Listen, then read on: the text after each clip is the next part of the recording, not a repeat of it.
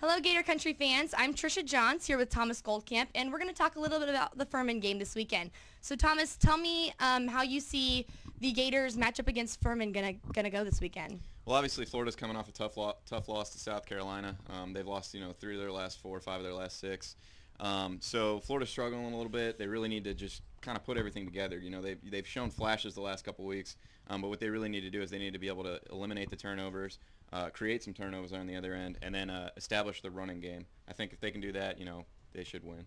So talk to me a little bit more about the running game and the offense. How do you think that they're going to highlight some of the players that have been effective the last few weeks and actually utilize those players to benefit them this year or this week? Right. Well, what you've seen with Florida is they've really struggled throughout the month of October. I think they only rushed for 175 yards total. They really fixed that against Vanderbilt, rushing for almost 200 yards. And then last week, it was kind of a mixed bag. They had a couple plays that looked more like October, and then a couple plays like Vanderbilt.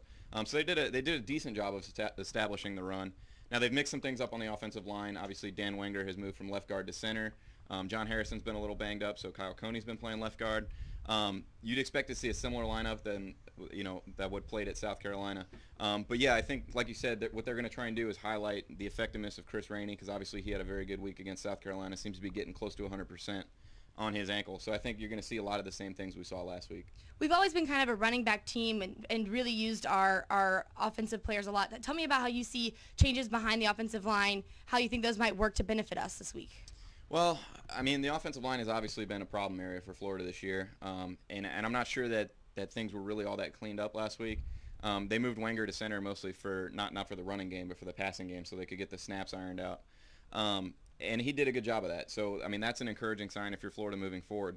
But really what it boils down to, and it has for the last couple weeks, is they've got to get Chaz Green back at right tackle. He's been out with a right ankle injury for the past couple weeks, and when he's not in, they're just not as good up front. Okay, tell me a little bit about how you think maybe the names of teams and kind of the intimidation factor might play into this. Maybe playing Furman might ease up a little bit on the pressure. You think maybe they're a little excited to play someone they're not so intimidated by? Absolutely. I mean, they're out of the SEC now. They're really just playing for a bowl at this point. There's no title on the line or anything.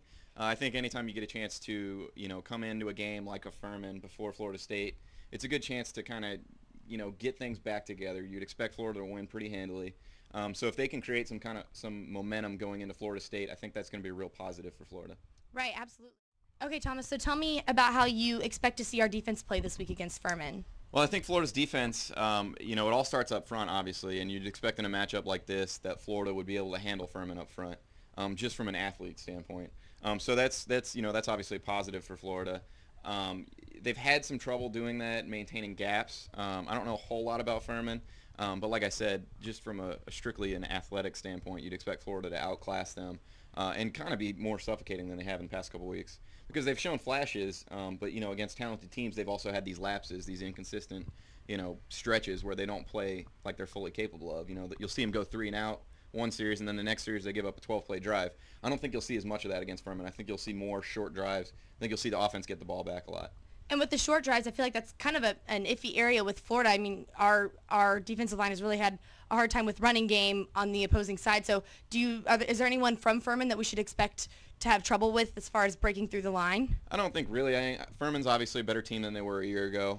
They've had some success this year, but I think Florida's athletes on the defensive side of the ball are going to be able to get them through this without any problem. Okay, great.